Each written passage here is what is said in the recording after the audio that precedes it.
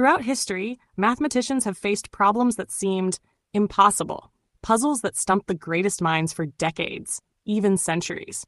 Today, we're diving into 7 of the hardest mathematical problems ever conceived. 3 have been solved. 4 remain mysteries to this day. Let's get into it. First up, the problems that were once thought impossible, but brilliant minds eventually cracked them. Picture this. It's the 1600s, and a French lawyer named Pierre de Fermat is reading a math book. In the margin, he scribbles down an equation. A to the n plus b to the n equals c to the n. Now, we all know the Pythagorean theorem, right? 3 squared plus 4 squared equals 5 squared. That works perfectly when n equals 2. But Fermat claimed, and this is the kicker, that for any number bigger than 2, you can't find whole numbers that work. Not for cubed, not for fourth power, not for anything above 2. And then he wrote the most frustrating sentence in mathematical history. I have a truly marvelous proof of this, but this margin is too narrow to contain it. And he never wrote it down. For over 350 years, mathematicians tore their hair out trying to prove this. The best minds in the world couldn't crack it.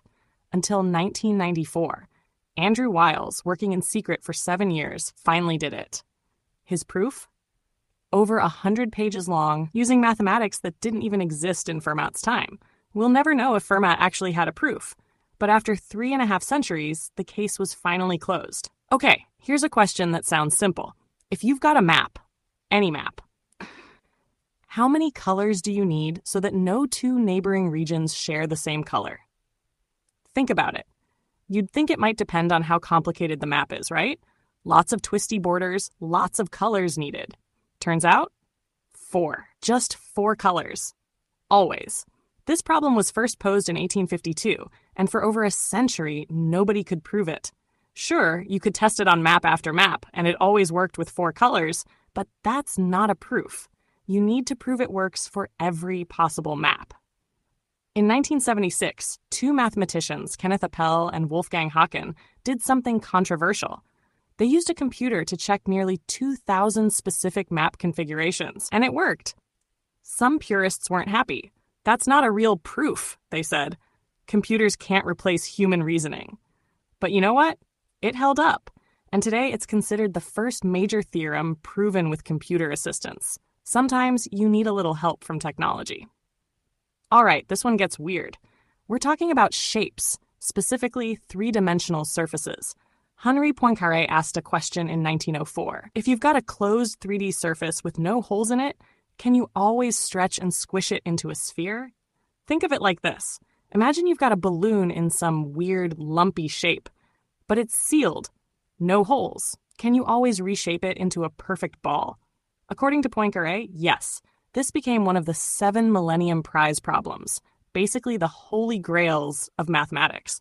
There's a $1 million prize for solving any of them. In 2003, a Russian mathematician named Grigori Perelman posted his proof online. No fanfare, no press conference, just quietly uploaded it to the internet. When the mathematical community verified it was correct, they wanted to give him the $1 million. They wanted to give him the Fields Medal, the Nobel Prize of Mathematics. He turned them all down, said he wasn't interested in money or fame. He just wanted to solve the problem. Today, he lives a quiet, reclusive life in Russia. Now let's talk about the problems that still have no solution, the ones keeping mathematicians up at night. This one is deceptively simple. So simple you can explain it to a kid. Pick any positive whole number, any number you want. If it's even, divide it by 2. If it's odd, multiply it by 3 and add 1. Then take your answer and do it again. And again. And again. The claim? No matter what number you start with, you'll always eventually hit 1. Let's try it with 10. 10 is even, so divide by 2. We get 5. 5 is odd, so 3 times 5 plus 1, that's 16. 16 divided by 2, 8. Then 4, then 2, then 1. Boom. We hit 1. Here's the thing. Mathematicians have tested this with trillions of numbers. Every single one eventually reaches 1. But nobody, and I mean nobody, can prove it works for all numbers. There could be some massive number out there that breaks the pattern. Or maybe it gets stuck in an infinite loop. We just don't know. And that's terrifying. Here's another one that sounds way too simple to be unsolved. Take any even number bigger than 2. Can you write it as the sum of two prime numbers? Let's test it. 4 equals 2 plus 2. Both primes. Check. 6 equals 3 plus 3. Check. 8 equals 3 plus 5. Check. 20? That's 13 plus 7. Still works. 100? That's 47 plus 53.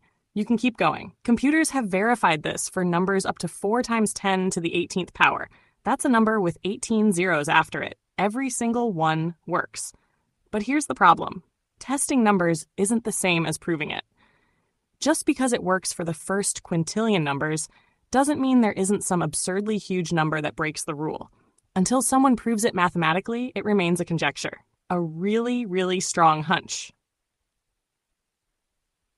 You know what prime numbers are, right? Numbers only divisible by 1 and themselves. 2, 3, 5, 7, 11, 13. Now notice something interesting. Sometimes primes come in pairs just 2 apart. 3 and 5, 11 and 13, 29 and 31. These are called twin primes. The question, are there infinitely many twin primes? As numbers get bigger, primes get rarer and rarer. They're spread further apart. So maybe at some point we just run out of twins? Or maybe they keep going forever, just getting harder to find. Recently, mathematicians made progress. They proved there are infinitely many prime pairs separated by some fixed distance. First, they proved it for pairs 70 million apart. Then they got it down to 246. But 2? That final step? Still unsolved. We're so close, but not quite there yet. And now, the big one. The Mount Everest of mathematics, the Riemann Hypothesis. This is another Millennium Prize problem with $1 million reward. And most mathematicians agree, this is the most important unsolved problem in all of mathematics. Without getting too deep into the weeds, it deals with something called the Riemann zeta function, basically a mathematical formula that spits out numbers. The hypothesis says that all the non-trivial solutions to this function have a real part equal to 1/2. Okay, that sounds like gibberish. Why does it matter? Because this function is intimately connected to prime numbers. If we prove the Riemann hypothesis, we'd unlock secrets about how prime numbers are distributed. And prime numbers are everywhere, in cryptography, computer science, quantum physics. Proving this would be like finding the Rosetta Stone for primes. It's been 165 years since Riemann proposed it. Thousands of mathematicians have tried. Some thought they had it, only to find errors. It remains unsolved, waiting, taunting us. So there you have it. 7 problems that pushed mathematics to its absolute limits. 3 were conquered by brilliant minds who refused to give up. 4 remain, standing as monuments to human curiosity and humility. Maybe one day someone watching this video will be the one to solve them. Maybe you'll be the next Andrew Wiles or the next Grigori Perelman. Until then, these problems remind us of something beautiful. No matter how much we know, there's always more to discover. Thanks for watching. If you enjoyed this, hit that like button and subscribe for more deep dives into the mysteries of mathematics.